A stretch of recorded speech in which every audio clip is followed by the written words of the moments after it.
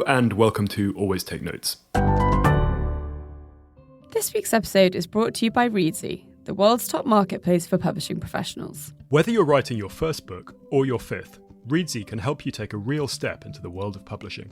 On their site, you'll find professional editors who have worked on everything from best-selling children's books to presidential memoirs and Booker-winning novels. You can hire them as book coaches to guide you through the writing process, get detailed developmental notes to shape your next draft, or bring in a top-tier copy editor to polish your prose.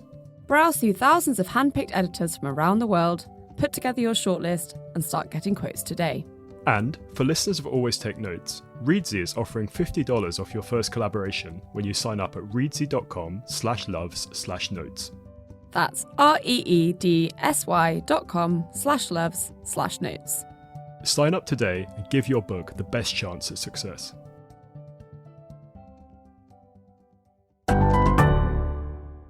Hello and welcome to Always Take Notes. In this episode, we speak to the screenwriter and novelist James Alistair Henry. We spoke to James about comedy writing on Smack the Pony and Green Wing, about his children's TV work with Bob the Builder and Hey Dougie, and about his new novel, Pagans. It's a great episode. We hope you enjoy it. Welcome, James, to Always Take Notes. It's excellent to have you on the show. Can we start with your novel, Pagans? Take us to the world that you've set the novel in, this alternate 21st century Britain where Christianity, the Norman Conquest and the Industrial Revolution have never happened. How did that premise come to you? The slightly facile answer is it came through watching Game of Thrones and The Bridge at the same time. And just thinking, oh, there's something really interesting here. Originally, it was more of a sort of fantasy kind of idea, actually. I'm a big fantasy nerd, so I love... If it's got magic swords and dark forests and trolls, I'm into it. I'm there. And there was something about the idea of something that looked like a Scandi noir, or Nordic noir, which I'm never quite sure the difference, but had all that sort of slightly weird stuff going on at the edges. There's something there that I really like. And I started writing it as a book originally, and I got probably about 10,000 words in, and it just didn't have any steam. It was fun to write for a bit, and then I thought, this isn't going anywhere. I'm not sure what this is, but there's something I still liked in it. Then I ended up kind of reworking it as a pitch. I was asked to sort of pitch like a sort of crime idea, but something a bit weird to Warner Brothers, or Headstrong, the part of Warner Brothers, and we discussed it, and the idea that you'd have to come up with this whole fantasy world and then put it to one side and go, oh, but ignore that because we've got like police cars and stuff. It was a bit too complicated. So the idea of actually basing it on on British history was something that, there's a whole thing there. There's a whole weird mythology and there's all sorts of strange stuff there.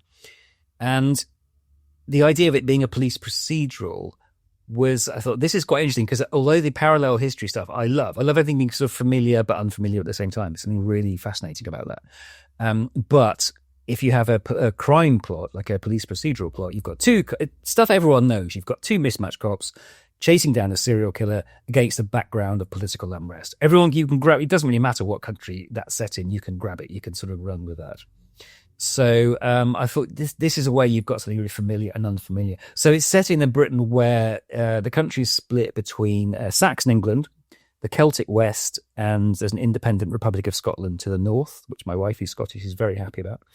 So it's a world that on the surface looks like Scandi noir, Nordic noir. It's got detectives, it's got police cars, it's got all that kind of stuff.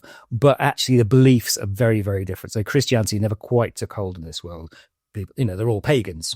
And then in terms of the kind of world building and the research here, what is your approach for something that, as you say, is partly rooted in British history, but also takes a pretty dramatic right turn from how the past actually played out? How much do you aim to research and how much are you just making up? I really hate researching stuff, which sounds a bit weird, but I tend to read randomly anything that gets my interest. I'll read it, and then if that sparks an idea, great. What I'm not great at is having an idea and then think, you're right, I now have to go and read a million books because I'll just get distracted or quite possibly fall asleep.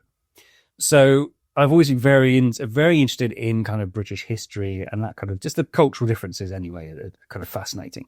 So to be honest, I already had a lot of that stuff in my brain. I structured out the story before I started. So it was kind of, every now and then I'd make up a detailed thing. Oh, this could be really, really useful. For example, so the Saxons are known for their sexes, which is a sort of very long knife, maybe even a short sword, single-bladed short sword. And I thought, well, if they're Saxons, that's going to be part of their culture. They have to have them, which then turned into, this is accidentally a really interesting way of writing about kind of gun ownership in America and the way that sort of emotional relationship with guns. It's a way of going, well, we would probably have that if Saxons, in this modern Saxons, this country, had these short swords, which are a ceremonial thing. You carried them around all the time. There's not that much difference. And it's a way of kind of going, this is sort of familiar and unfamiliar at the same time, which I really enjoy doing. So I left myself quite a lot of room to sort of come up with stuff as I went along. If that makes sense. It very much does make sense. And picking up on something you said earlier about the kind of police investigative format, why do you think that is such an adaptable and flexible and kind of generous format to work in, even within this kind of playful historical setting? I'm not sure. I mean, I read a lot of crime. I don't tend to read police procedurals, but I really enjoy watching them. And there is something about, there is a formula there. You've got to have your mismatched cops. You've got to have your investigation room. You've got to have like a techie guy or girl who, does all the software sort of stuff for them. And then you sort of reveal the political insights. But within that format, you could do an awful lot. I mean, another partly how this came about is I was watching something on Netflix called Deadwind, which was a Scandi noir. And I got about halfway through the first episode and realized it had all the ingredients I love. It had a male and female detective, it had all that stuff. It was a snowy haired landscape. And I suddenly thought, I don't actually know what country this is set in. I thought, it's definitely not Sweden. It's not Norway. And I started thinking, maybe this is like a made-up country. I didn't know anything about the show getting in. I thought, is this some sort of really weird kind of idea that it's a made-up country and gradually we'll kind of, we'll investigate it. In fact, it was Finland, which I should have known because I've been to, the few places I've been to was Helsinki, so I should have known that. But it did sort of have this little seeding idea of, as long as all the ingredients are there, you've got something for the audience to sort of hang on to, and you can go in some quite weird territory if you want. But I did mean I had to write something which worked almost as science fiction, but not as people would necessarily think of as science fiction. But it had to work properly as a police procedure. You couldn't cheat that bit. It had to follow the rules of a police procedural and a proper kind of crime. It had to work as a crime story. And then the background had to almost work in a different way as a sort of science fiction story. But it was kind of fun. I quite like. There's a thing on, as a Radio 4 panel show, and I can't remember which one it is, but they have a thing called singing one song to the tune of another. So you have to sing Spider-Man to the tune of Jingle Bells. And there's something really interesting about telling one genre of story using the tropes of a different kind of genre. So doing that's what Blade Runner does. Blade Runner does like noir, but it's also a sort of science fiction idea. And that's something really fun about, can you colour in both those sets of lines to stretch the metaphor even further? But it's like a fun challenge, I think. And we saw also in some of the commentary that's come out about the book, this idea of a kind of east-west as opposed to north-south divide. In the UK, and we saw this quote where you said you wanted to explore how the idea of cheerfully violent Saxon invaders driving the gentler Celts into the West 1,000 years ago feeds into cultural differences that remain centuries later. Could you unpack that a bit for us? Yeah, I mean, there's an awful lot of generalisation in that, obviously, but so I'm from, I wasn't born in Cornwall. I'm not Cornish. My family moved down here when I was about 8 or 9. My mum's family from here. So we moved down from Blackpool. So I'm originally and technically from the north. I've never been back. So more or less, I spent my formative years in Cornwall. So I'm allowed to say I'm from here. Went to university in Derby, lived in Birmingham for a bit. And then when I went to Canterbury, lived in Canterbury in Kent for a while. And that was the first time I really noticed a sort of cultural difference between where I was from and then going right to the other side of the country. It did feel very different. So, I mean, again, this is a ton of generalizations, but in Cornwall, I find everyone's pretty laid back. Everyone's pretty chilled out. People don't really get cross about it. It takes quite a lot to get someone cross about sort of stuff. And in Canterbury in Kent, people would kick off really, really fast, and they'd argue with you, and things would feel like they were spiraling out of control really quite quickly. And I wasn't used to it. It freaked me out. But at the same time, or slightly later actually, I realized that also people were really friendly to people, really helpful in a way that I think in Cornwall people take a long time to open up and kind of trust you. But over there, I worked in the Weybridge for a while with the grumpiest man you've ever met. And he was so angry. We talk about Alan Partridge or something. We'd have a massive fight about Alan Partridge.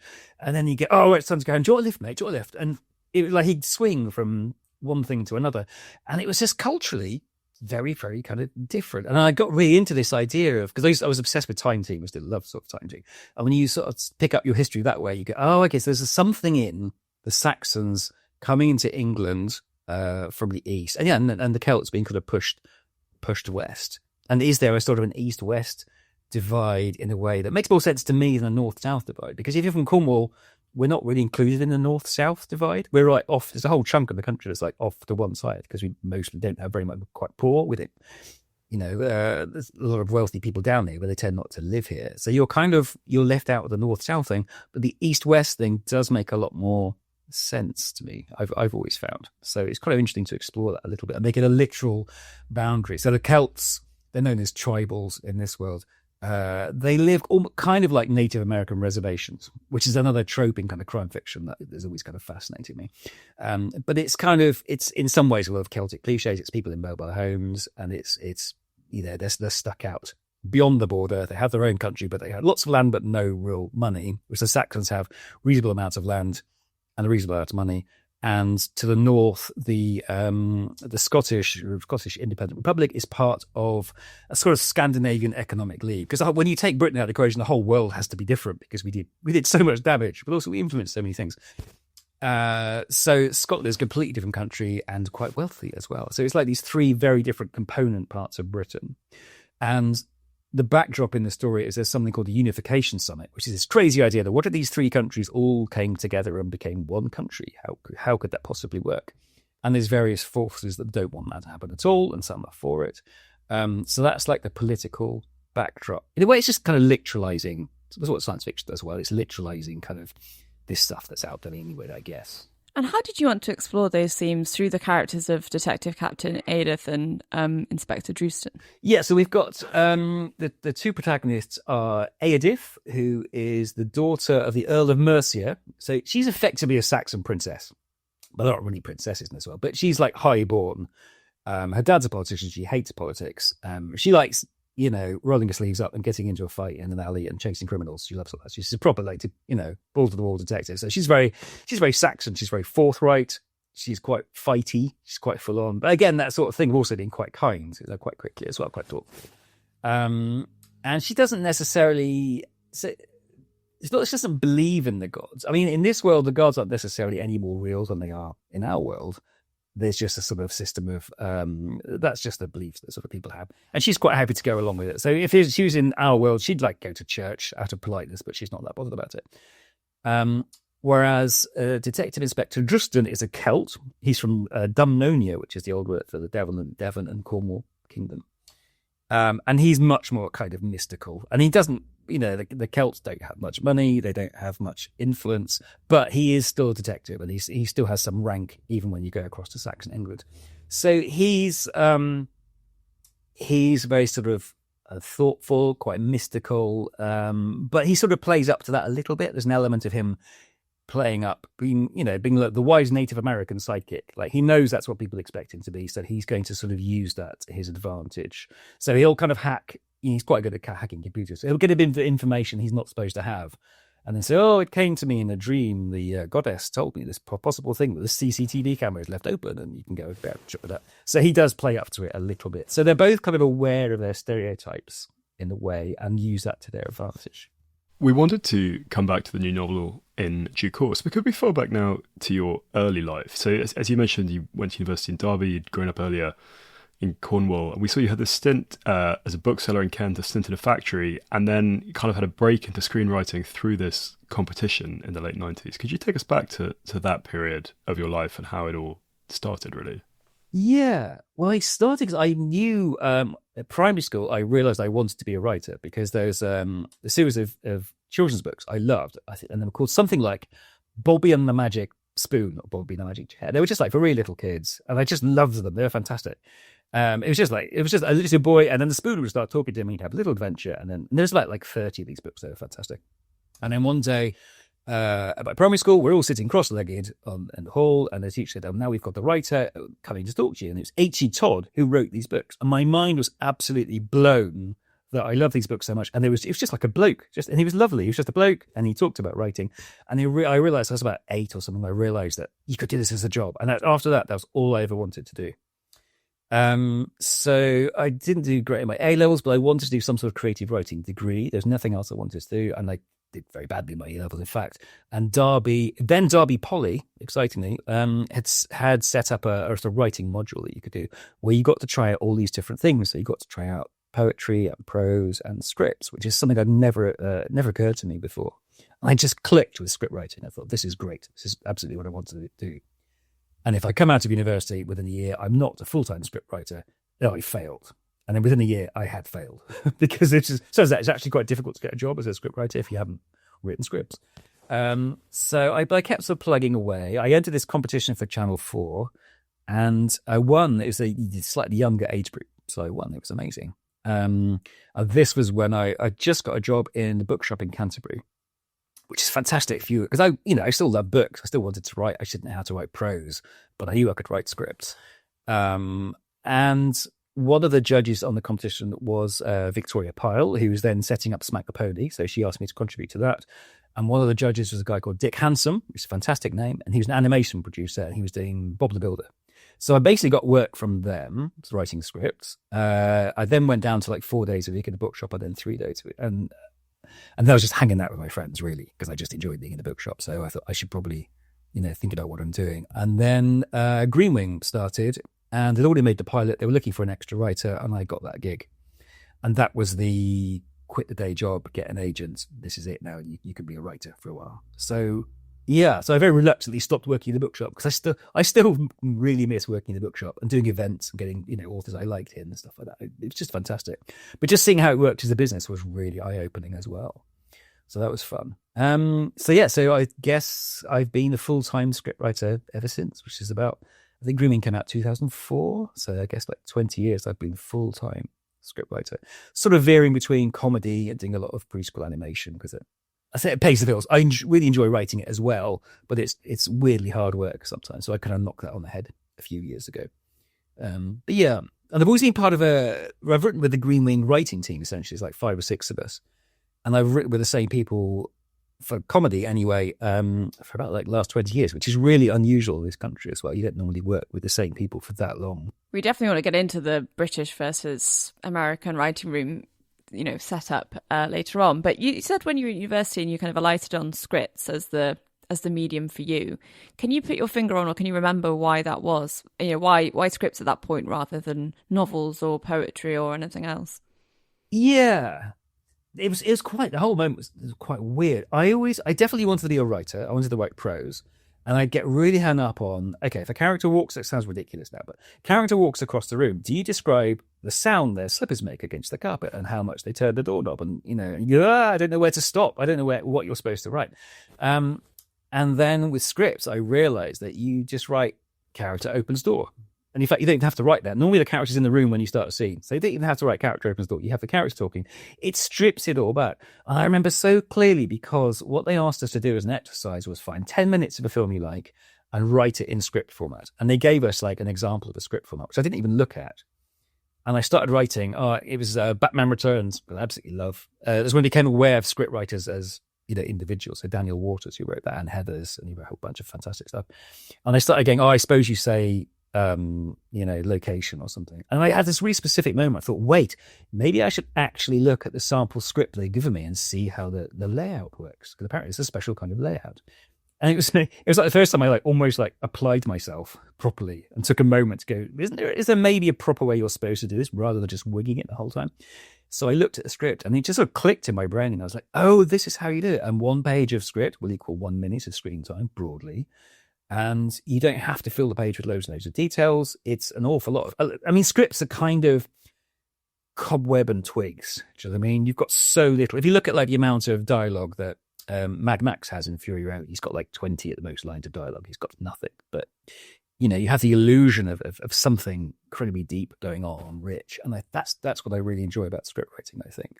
But yeah, I really remember that almost outside yourself moments of going, oh, that's how you do it. This is amazing. And it's, in some ways it's so limiting, but actually it's just writing scripts and the format of scripts just opened up my brain into I can do almost anything as long as I follow the rules. And that's really strangely freeing. So yeah, that was it. It was another moment. And looking back at that period, kind of 20 years ago, how the comedy and the TV scene and things all worked compared to now. So like a pre-YouTube era, pre-Instagram. How did it work compared to today? And then what do you think are the advantages and disadvantages of that kind of ecosystem compared to how things have developed subsequently? Yeah, it's changed a lot. I mean, partly there were more sketch shows around, and I really enjoyed. I started out with It's About the Pony, and I wrote for some other sketch shows as well.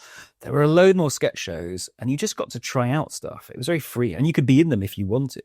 So I got to be in bits of like Smack the Pony, and then realised I didn't want to be a performer. I was pretty terrible at it, but it was very open, which was great.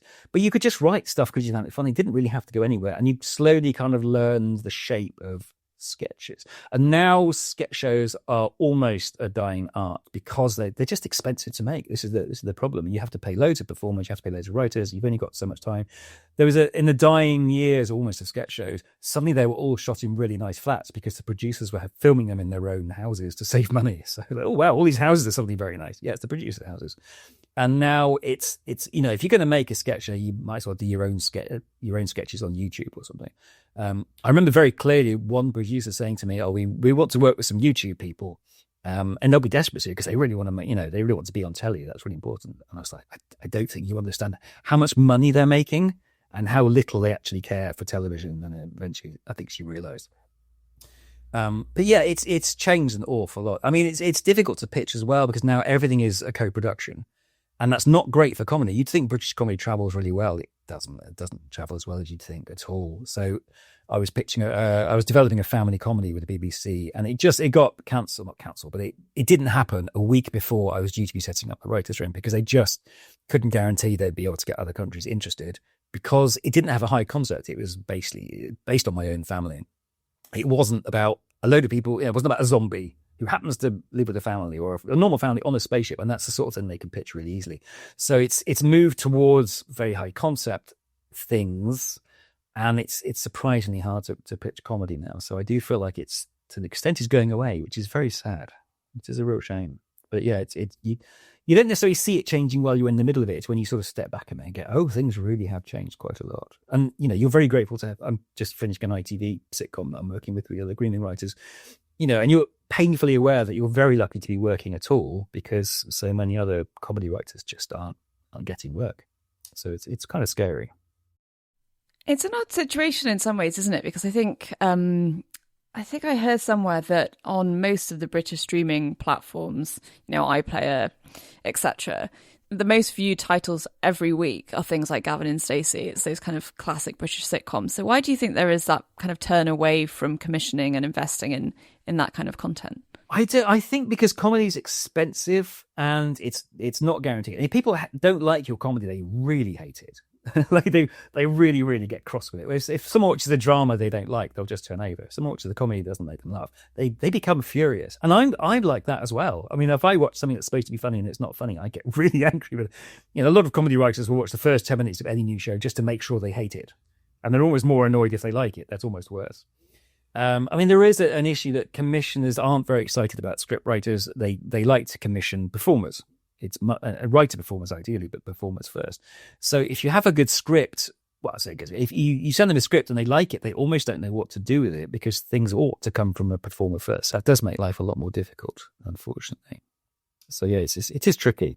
We always try and unpick bits of industry jargon on the show so it's accessible to listeners who may not know what they mean. In terms of high concept, that's my understanding of that. It's kind of the notion of like something that you could explain in one line, or in terms of big 80s blockbusters like Top Gun or something like that, right? Yeah, or any Jim Carrey film almost. It's not all of them, but a man who wakes up one morning and he can't lie. That's a high concept. It's something you can get. I love high concept stuff, by the way. I think fantastic. I don't have a problem with them at all. But yeah, that's essentially what it means. It's something you can pitch in one sentence. And when you pitch that sort of thing, you go, it's about a man who wakes up and can't lie. And you sort of leave it with the commissioner. He goes, oh, that's great. I can see how I do it. How are you going to do it? Whereas if you're pitching something that's a bit more complex, it's kind of scary how quickly you run out of steam and I think, oh God, this just sounds really, it doesn't grabbing them straight away. But then it's, a part of the art, I think, of making TV and pitching stuff is learning how to pitch something and make it sound like it's high concept, even if it isn't. I mean, what's the classic one for Breaking Bad? It's Mr. Chips becomes Scarface. And that's great. It's not a wacky high concept show in that sense. He just found a way to pitch it really successfully. So sometimes it's about framing things so they sound high concept, even if they're, if you can go into a lot more depth. Is that a thing that's that the industry has started to ask for more, log lines, or is that something that is actually, dates back further than we think, but maybe there's more emphasis on it as there's more and more content? Readers are looking for ways to kind of boil it down and differentiate stuff. I think they are looking, they've always been there, but I think they are now looking more for what's a one sentence pitch that we could, because in I hate to say the old days, but there's an element of the old days. A commissioner or someone really high up would go, oh, that sounds great, just go write 6 episodes. Like Spaced was commissioned. They didn't just commission a script. They pitched the show, and Channel 4 said, great, go make 6 episodes. Not like write 6 scripts and get them to us. Just go and make 6 episodes.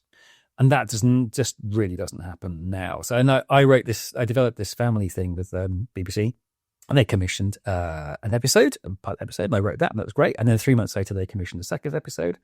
And then another few months later, they commissioned the third episode, which was then going to become the new pilot episode, because you kept getting different notes from commissioners and then head of BBC studio or whatever.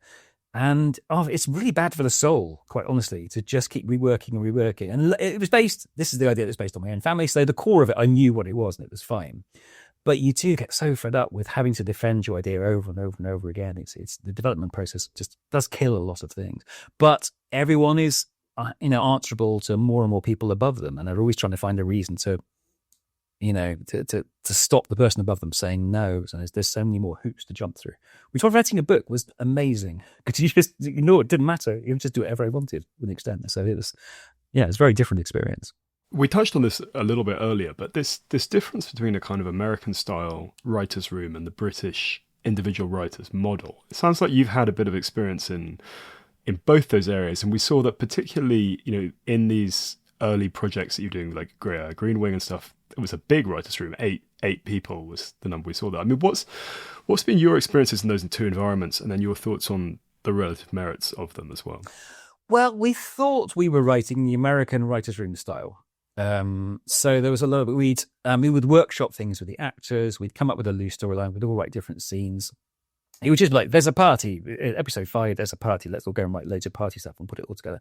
And then we met one of the producers from Friends. And we were like, oh, yeah, we work the same way you do. And he looked at what we're doing and went, I don't know what you're doing. It's like nothing like how we do it at all. So the American way of writing it is you kind of break up, you have 12 episodes. The head writer, the showrunner, will work with people to break down into different storylines.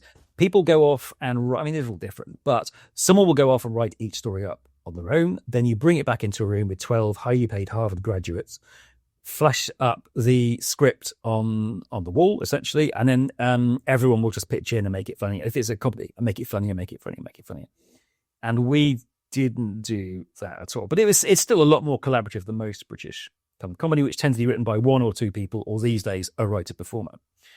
So we do a much more haphazard, weird way. It gives a producer a nervous breakdown because she sort of pulls all this sort of stuff together. It's not a great way of doing it in some ways, but you do get something interesting and quite strange, like with Green Wing and the other projects we've got done. They have a slightly more, slightly madder vibe. Like anything could happen because it's all over the place, but in this sort of almost controlled way. But it is different to the way that it's like a halfway house between the British way and the American way. But the problem in the British way, there just isn't the money to have a writer's room. They always, a lot of British TV people say, yeah, we're going to have a writer's room, it's going to be amazing. Then they realise how much it costs, and it just doesn't happen. So if you're like I can't really detail because it's other people's salaries as well. But like with the comedy that we do, you kind of, each script fee gets split between all of us. So at the end of the day, there's not that much money, unfortunately. I did work out, I've been working full-time script writing for 20 years. When you actually break it down into averages, I'm earning about the same as if I'd stayed at the bookshop for 20 years. If you ever worked in the bookshop, you realise that's not that good. That's quite poor. And it's because of the way we write, where it all gets sort of split between all of us.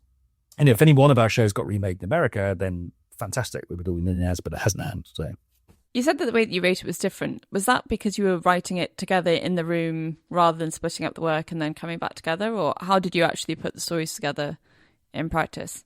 Well, we had, so for Green Wing, we broke it down. So it's supposed to be 8 episodes, I think 8A and 8B.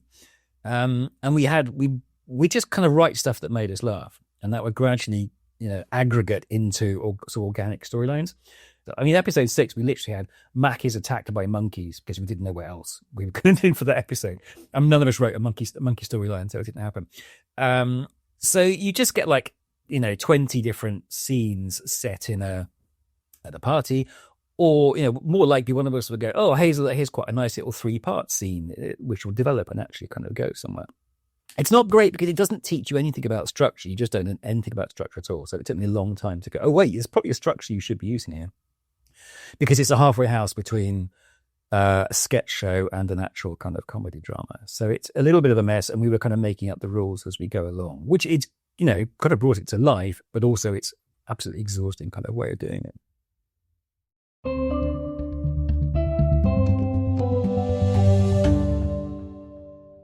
Attention listeners of Always Take Notes. On Friday the 17th of October, we will be interviewing Michelle Paver at Wimbledon Book Fest in London. Michelle is the author of the best-selling Wolf Brother series, which has sold more than 3 million copies worldwide. She is also the author of Gods and Warriors, a children's series, as well as several novels for adults. Go to wimbledonbookfest.org to get your tickets. We hope to see you there.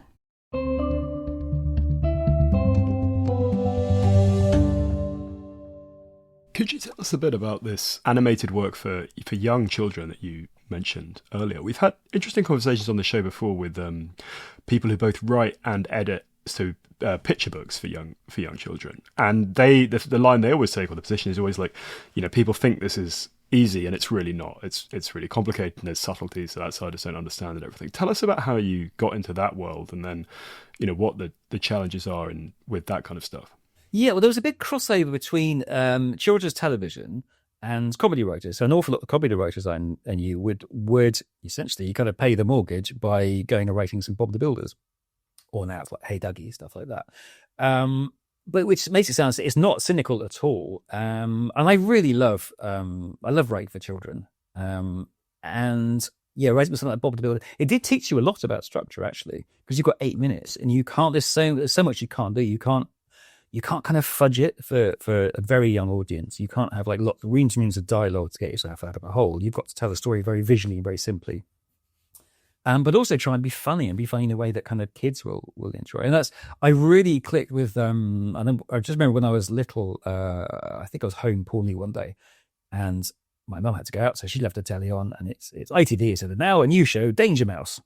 And I was like, oh, all telly is rubbish while I'm watching this. And it was the funniest thing I'd ever seen. And it's something you feel like connection of like a mind speaking to yours. Like, share the same sense of humor. This is amazing. So I always had that in mind when I wrote for kids, because I've always written for little kids, like preschool stuff. But yeah, it teaches you a lot about structure. It's also kind of exhausting. So with Hey Dougie, which was the last kids show I wrote for, which I stopped writing for a while ago, you would write outlines for, it'd be like a, 8-minute episode. You would write 19 pages of structural stuff of what the story is, before you even do the dialogue. And you're essentially doing as much work as you would for like a half-hour sitcom. It's absolutely got to hang together. It's taken very seriously. It's got to work properly. And, the people will be animating this and spending like months on it. So you can't really muck about.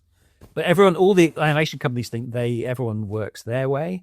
So, on one show, I was told off because I just put Rowley walks into a room, and no, you've got to tell us how. Or, you need to put more into it. Does he burst into the room excitedly or whatever? So then the next, working on a different show, I would this character burst excitedly into the room, and they say, actually, that's the director's job. Can you just say he enters the room? That's not really how we do things. Oh, God. It's and they all think their way is the only way you do it. So it's good because it teaches you to change gears quite radically between different shows. Well, I wrote for Shaun the Sheep. Aardman was fantastic because you go and pitch your story, you sit around a table, and they've got 5 or 6 artists there who just, as you're talking, they're drawing little sketches of Shaun doing various things. And could he do this? And what if he squeezed an egg out of a chicken at this point and it made a funny noise? Yeah, that's amazing. So you seeing it, and with Aardman, you're seeing it come to life as you write. And it's just kind of joyous, really. I really enjoyed that. But I was spending so much time on kids' telly, it was really hard work. And it was really, really tiring. And I just didn't have any brain bandwidth left for my own stuff. And you kind of got to write yourself out of these things. You've got to come up with spec scripts or something. And I just a year, and I thought I just haven't written anything for my adult because I'm so tired. Looking after kids as well, and writing and stuff. And it just didn't leave me any space. So sadly, I did have to sort of knock it on the head after a while. But I really enjoyed it, and it did teach me an awful lot about structure and storytelling, which is very useful. I wanted to ask you about Aardman, so you've answered my question there. And you've also teed up my next question really nicely, which was about the role your own children has played in your work writing for children. Presumably it was very helpful. You could sort of test out material on your kind of willing subjects at home. Well, they weren't that willing subjects. So no, I never really tested that. But it was lovely. My daughter's very first day at primary school. There were loads of them in the hall. They didn't know what to do with them. And they just stuck on a big video, and it was a Hey Dougie one. And it was one that I'd written. And when my name came up, my daughter went, "That's my dad." And I think for a moment she thought her dad was Dougie or something. But, and then they realized that I'd written it. So they got her in front of the entire school to talk about what her dad did for a living. And I was like, yes, I am best dad. This is amazing. And she's quite happy to do that. And then as they've got older, sadly, they're like 14, 16 now. They don't really watch Hey Dougie anymore. But yeah, you sort of get into that mindset, I think, and you know what they find funny, which is the really important thing. But now they're teenagers, they're still really kind of interesting and funny. Like I play a Dungeons and Dragons game with my daughter and two of her friends on a Sunday afternoon, and they are genuinely hilarious. They're not even trying to be. They're just so sort of sparky and funny and weird. And it's just stuff like, if I made this up, it wouldn't be believable, but it's just these really silly little moments. And you go, oh, that's right. It's, young people are amazing. So that's kind of fun. On the kind of comedy for children thing, I was listening to this Malcolm Gladwell conversation a little while ago, which was all about Paw Patrol. And it was a kind of slightly tongue-in-cheek, but kind of really deep intellectual exploration of Paw Patrol. And they had an American guy on talking a lot about this idea of the new comedy, and saying the reason that Paw Patrol is so terrible is because there's no like jeopardy in it. Yeah. That, like in every episode, there's some kind of, like, I don't speak here as an expert on Paw Patrol, but there's some kind of like minor crisis, and it gets solved. And everyone knows it's going to get solved. Yeah. Yeah, that's more of an American take on that kind of thing. I mean, again, that's a generalization. I apologize to Americans. I'm not. Yeah. But I know with Shaun the Sheep, when it shows in America, they have to take out all the sheep poo in the show because there's sheep poo in the fields, and it has to be removed for the American market. Which I love. It's something really like they can't deal with the poo, whereas the Brits were like, no, we like the poo. The poo has to be in there. More of the poo. Part. More poo. If anything, more poo would be great. So yeah, there's something kind of interesting. I mean, and again, you really struggle with Hey Dougie. You can't have jeopardy. You can't have physical jeopardy. Although I did write one called The Obstacle Badge, which is incredibly violent. I'm really proud of it. It's just astonishingly violent, but no one gets hurt. It's all fine. But there is emotional. You just have to be very sort of fine tune it. Like you can't have the characters kind of sobbing. But yeah, you have to reach and get what's going to really matter to these characters, and what will matter to my own kids, and how can you make this like a really involving story. I wrote one, it was about this, they have a day with their grandparents, about Grandparents Badge, and they go on the train journey with their grandparents, and it was just so lovely to go, oh yeah, the whole new set of real relationships and quite profound relationships that these characters have with their grandparents. And of course I was thinking about my own, it was a train journey because my granddad was really in trains. So it's quite an emotional, unusually emotional kind of process writing it, because you're writing about real relationships. That's kind of, there's something quite touching about that. You've spoken elsewhere about, in your career, the challenges of balancing childcare and writing. Can you talk a little bit more about that and how you've navigated, these two responsibilities of your creative life and your personal life? Yeah. So when my wife had our daughter, so she's she's a medieval historian now and a part-time tech copywriter, but she was a full-time tech copywriter, and they were like, well, we'll just share the childcare. It'll be absolutely fine. And then very quickly, her deadlines were full on. And she had to get 1,000 words written in the next 2 hours. If you're in telly, the deadlines are quite often like a month, if you can do it. So I just ended up, I'll take your child and you can, pay the mortgage. That'll be quite useful. And I'm more into kind of like, I don't know, I like cooking and stuff like that. So I could have gravitated more naturally towards the more sort of childcare kind of role. And it balanced quite well because I'm sadly not one of those writers who gets massively in the zone and has to write for like 10 hours a day. Now, do you know writers like that? And they're quite miserable, which I enjoy. I like to get up in the morning and just do a really intense burst of writing for like 2.5 hours. And I'm kind of done for the day if I want to be. It's absolutely fine. And that works much better. You get kids to school and then you just type. I learned to touch type, which is really, really important. That's my one bit of advice, is learn to touch type, because you can go twice as fast. It's fantastic. And then after that, I could just sort of bimble around. So my way of writing worked much better with childcare anyway. And then gradually they get older and you go, oh, they don't actually need me quite so much the whole time. So, and they were really good. So over lockdown, which how I ended up writing a novel was we'd handed in 2 comedy scripts just about a week before lockdown. And that was it. And I thought, I don't even know if there's going to be television after this. And I thought, well, if I don't write the book I've been thinking about writing, it's never going to happen. And the kids were just old enough that they could do their work online at school. I'd write 500 to 1,000 words in the morning. I'd make some lunch. Then we'd all go out for a walk. And then the kids could have their afternoon and we could do whatever we wanted. And it's just like, I'm just going to do that every day until the book's finished. So, and we're quite a routine. We're a little bit on the spectrum. We're all quite a routine-y sort of family anyway. And the kids got asked, genuinely, they asked quite longingly if there's going to be another lockdown because they really enjoyed it, which is not the normal reaction to the lockdown.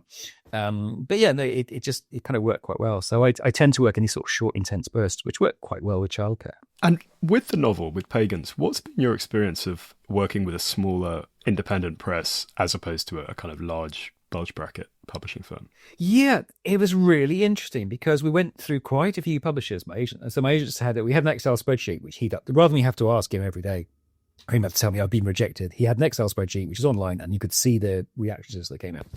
And no one hated it, but you could see all the crime publishers thought, oh, this is a bit too weird for us. And all the weird science fiction publishers were like, oh, this is a bit too crime for us. I was like, oh, shit, this could be a problem. And then it just hit. We'd almost given up. And then Moonflower picked it up as my editor, Emma. Just absolutely loved it, just really clicked with it. And what happened when we made the deal was the advance was really small. So the average book advance in this country is about 10 grand. Which might be less than that. And I don't think that's median, I think, because 100 grand advances will skew it or whatever. But I think the fairly average is 10 grand. It was less than 10 grand, which wasn't great because it was a year's work. But when we talked to Moonflower, they were like, okay, but the advance isn't great.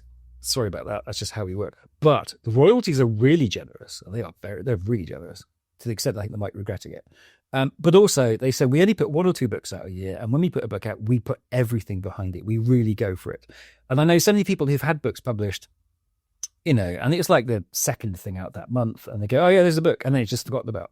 And I think it just feels like they really will put everything behind it. And they really have.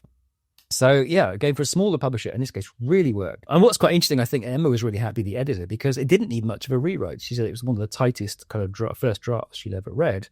I think because of all the structural stuff that you get from script writing. So it was there were bits where there's technical little rewrites, like she'd say, "Oh, you've got this character saying yes, I agree," when in fact they'd walked out of the room half a page before. I'm like, okay, stuff like that, which will get picked up. But I was braced for you're going to have to completely redo this whole second half, which is the sort of thing you get in script writing. And she was like, "Nope, it works beginning to end. It's fine. There's just tweaks along the way to tidy it up." And it was, that was the only thing that she was editing for that year as well. So, so it's a very different, I've been very spoiled, I think, actually, because they've just been absolutely fantastic. It's not the standard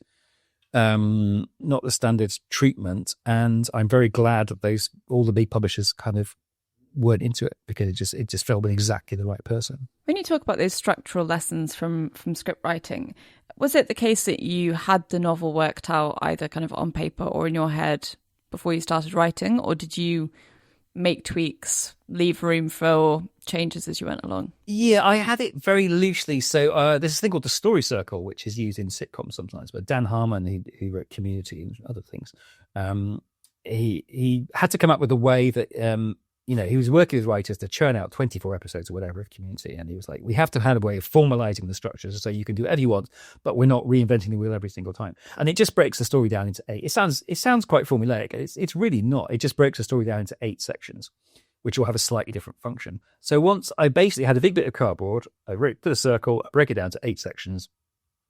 And then, that's 100,000 words divided by 8. That's 12,500 words per little section, and then roughly what each chunk has to do, and then I just left myself loads of space and time to move. I knew roughly, I had an ending in mind, but not necessarily the ending, and I really didn't have that many notes. I just knew roughly as the clock was ticking, where it had to go. And this is all stuff I picked up from script writing, really, because also writing sketches, you just don't learn about structural stuff, so I had to sort of teach myself a little bit.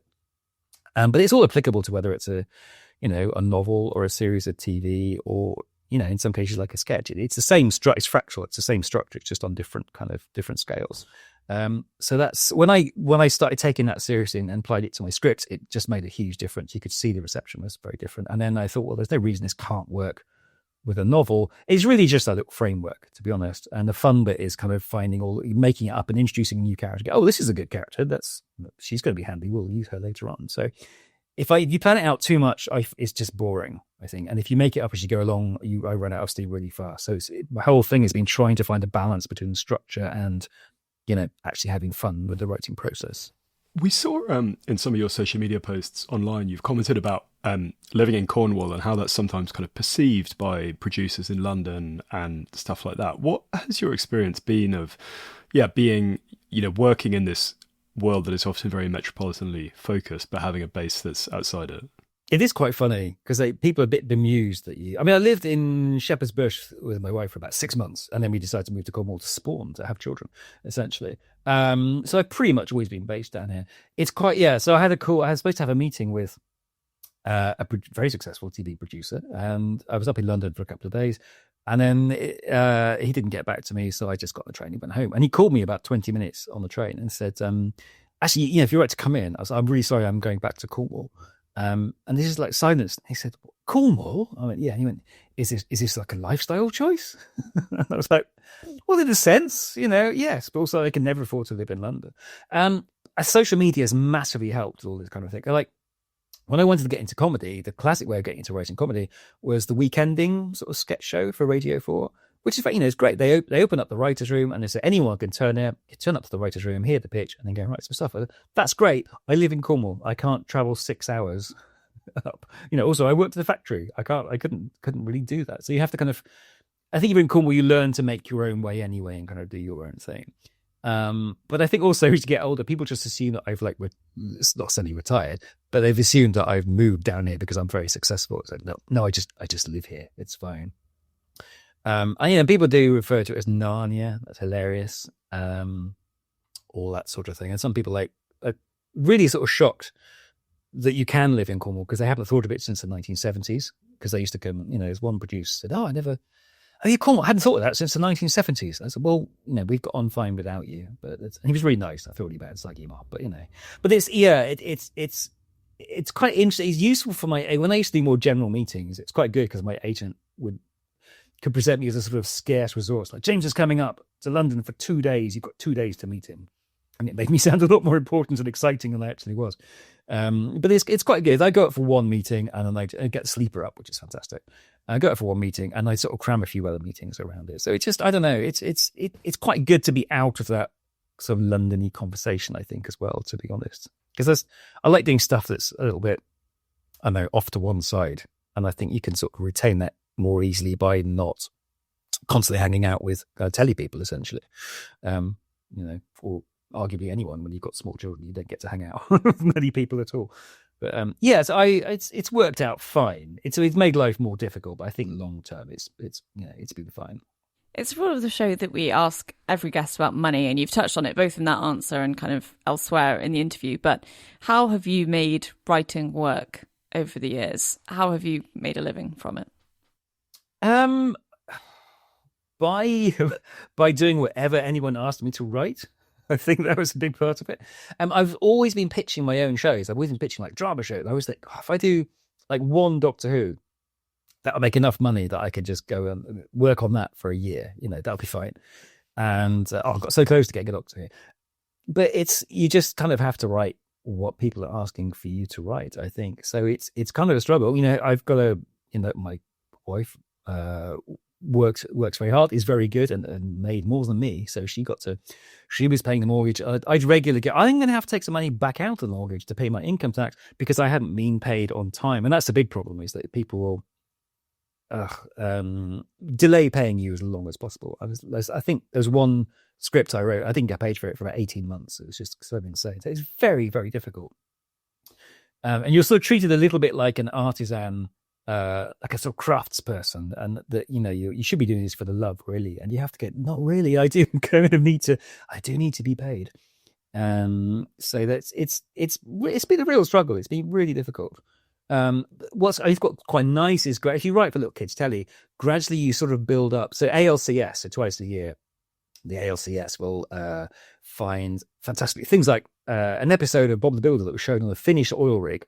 I don't know why, but that's where they find things like that. They bundle it all up, and twice a year you'll get a check, and it'll be like, for some reason over lockdown, the Italians were absolutely caning Hey Dougie, and I got $4,000, which I really needed because I had no income. And there's stuff like this really odd. Like the Irish very generous, the Italians very generous, and then you get like 3p from Patagonia for a Shaun the Sheep I wrote like 10 years ago. But gradually you build up this kind of. It's quite funny because I've got there's about 100 episodes of things I've written, and I sometimes think, oh, what if you wrote like 5 Doctor Who's or a million Line of Duties? What is your the ALCS must be considerably more impressive than mine is. But you're just getting these little incomes kind of coming in, which sometimes come in just at the last minute and are really, really helpful. But it's being a sort of jobbing screenwriter and not A-list, arguably not in B-list. It's it is a struggle. On the other hand, I've done jobs where you get paid the same amount every month, and it's really boring. So I quite like that slightly random. Oh, I don't know when I'm going to get paid. Yeah, you get some adrenaline from that. So as long as you've got an understanding and helpful spouse, that's all right. That does help. But it's difficult. Just to explain, the ALCS is the Authors Licensing and Collecting Society, and everyone should sign up to it. We're coming towards the end of our time, but kind of expanding that question a little bit, with that whole kind of ecosystem we were touching on earlier of people doing sketches on Instagram and stuff like that, do you have any sense of how the economics of that works? Like how big an audience you have to get to actually make a living out of it and that sort of thing? The impression I'm getting now is you have to have a vast audience to make a living.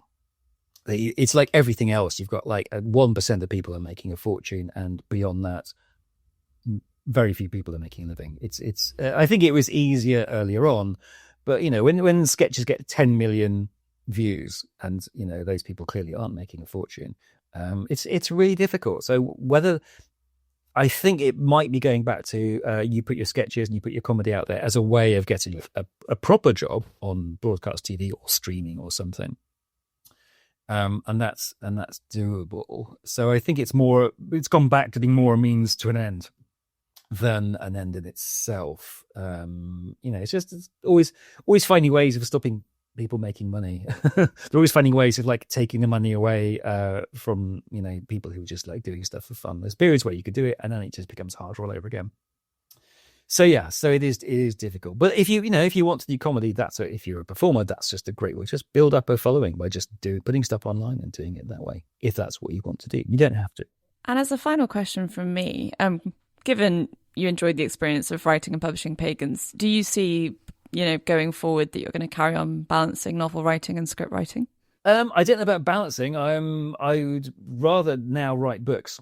I really love writing scripts, so that's something I'd like to do as well. A lot of it's going to depend on my first royalty check, when I will look at it and go, okay, this is whether I can flick V's at the entire British comedy industry, or whether I have to go crawling back to them as well. So it's going to depend. It's horses for courses, because I've just written a film script. I really enjoy writing feature scripts, and this is the first one that was people have gone, oh wait, this is actually filmable. And there's something about having an idea and being able to write it over like a month and bang out an hour and a half version of your story. That's really enjoyable. So even if the books did brilliantly, I don't think I would ever want to give up scripts entirely. But it's a bit like being a session musician, and then you get to record your own album, and you're like, I can go back to session musicianing, if that's a phrase. But I quite like to do my own thing. But I like a balance anyway. You have an idea, and you go, this is a film idea, this is a book idea, this is something else. So I'd really like to be able to put 6 months of the year aside to write another book, and I'm writing books 2 and 3 of Pagans, and I'm going to stop and do something else. But yeah, as long as I'm writing, being paid for it, that's the dream, really, isn't it? Well, look, James, thank you for being a fascinating and open guest on Always Take Notes, and wishing you all the best with Pagans and with your other projects going forward. My pleasure. Thank you very much.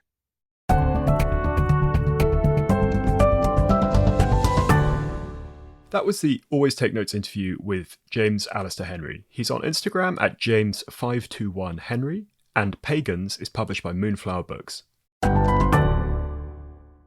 Hello listeners, you may remember that a few months ago we made some improvements to our Patreon offering, refreshing our package of successful pitches for people who support Always Take Notes. Since then, we've been so delighted to see more people join up. We've loved hearing from you about how useful you found the package and the podcast. But we're really keen to keep expanding the benefits available to all the people who support us. So with that in mind, we've added 40 new pages of material to the package, including pitches to the New York Times, the Washington Post and the BBC. This means the whole compendium now runs to a whopping 160 pages. And we're excited to announce that for people who contribute $10 a month, we're also going to start releasing bonus mini episodes. If you'd like to know what these will sound like, there's a sample episode with Lee Child that you can listen to for free on our Patreon now. Thanks to the help of our sponsor, Scrivener, the first 10 new sign-ups at $10 per month will receive a lifelong license to Scrivener worth £55. This specialist word processing software helps you organise long writing projects, such as novels, academic papers, and even scripts. We're now down to 8 of them left, so if you're interested, check it out as soon as you can. These are just a few of the updates we've made to our Patreon offering. So if you'd like to find out more about how to get your hands on an ATN mug, suggest questions for upcoming guests, or join a monthly call with us to workshop a pitch, head to www.patreon.com/alwaystakenotes. That's www.patreon.com/alwaystakenotes. And thanks so much again for all your support so far. Hello, it's us again. Rachel, what was your takeaway from the interview with James? I really enjoyed the interview with James. I thought it was particularly enjoyable to kind of nerd out about the TV industry and how it works. And I thought James was a really sort of candid guest, particularly on, being paid 18 months late and things like that. So it was a wide-ranging discussion. He's obviously worked across various different modes within television and now, of course, is writing fiction. So yeah, I thought there was lots of great stuff in there. How about you? I also enjoyed it a lot. I'm less familiar with TV than you, so I always feel that I learn a lot from these conversations. I was also struck by how he talked quite frankly about combining his work with looking after his kids and also what it's like living outside London and kind of how that's perceived as being on the far side of the world by a very metropolitan-focused industry. So a great addition to our catalogue. Anyway, Rachel, what have you been up to and what have you been consuming culturally? I have been reading. We have announced the long list for the Baillie Gifford Prize, and by the time this goes out, actually, we will have had our meeting to decide the shortlist, but it won't have been announced, I don't think. So yeah, it's just been going over those books and trying to work out which 6 of the 12 are my favourites. And then outside of that, I have made time to watch the new season of Slow Horses. And I have also dipped my toe in the phenomenon of The Summer I Turned Pretty, the hit Amazon show, which is in the similar camp to Just Like That. It's the sort of trashy television I love. Rachel, don't. You're implying that I'm not familiar with it, whereas in fact, sorry, forgive me. Well, I was looking it up last week. It's written by a Korean American author. I was interested in. I was seeing an interview with the woman who played it. What is your critical take? I'm only about 3 episodes in, but it's a massive smash hit. We did a piece about it. Yeah, people love a love triangle, it turns out. With 2 brothers as well, right? Yeah. Potentially complex. Well, maybe we should get those people behind that on the show. I have been working on magazine pieces. So one is going through the edit at the moment, and then I'm just planning the travel for another. So I should be off next week to Austria for that, which should be interesting. In matters cultural, I've been reading a book called Spanish Rehearsal by a man called Arnold Lunn, who was a kind of mountaineering and skiing pioneer. I write about my book, and it's about the Spanish Civil War, but he was basically on the wrong side, so he was in favour of Franco, so it's quite interesting to not a book that has aged particularly well. And then I've been reading my usual kind of intake of big magazine pieces. I read an excellent piece that Bradley Hope wrote in Wired about the sinking of this yacht called the Bayesian, and I read a really beautiful piece of short fiction in the New Yorker by a Canadian writer called, I think, Miriam Towers, which I would recommend. So sort of varied intake. Anyway, this has been Always Take Notes, hosted by me, Simon Acomb. And me, Rachel Lloyd. Our producer and social media editor is Artemis Irvin. Our score is by Jessica Danheiser, and our graphic design is by James Edgar. If you'd like to follow us on social media, we're on Instagram at Always Take Notes. We're on X at Take Notes Always. If you'd like to support us on our crowdfunding page on Patreon, we're on there under Always Take Notes. And if you'd like to leave a review on iTunes or get in touch with us via our website, please do. Many thanks. Goodbye.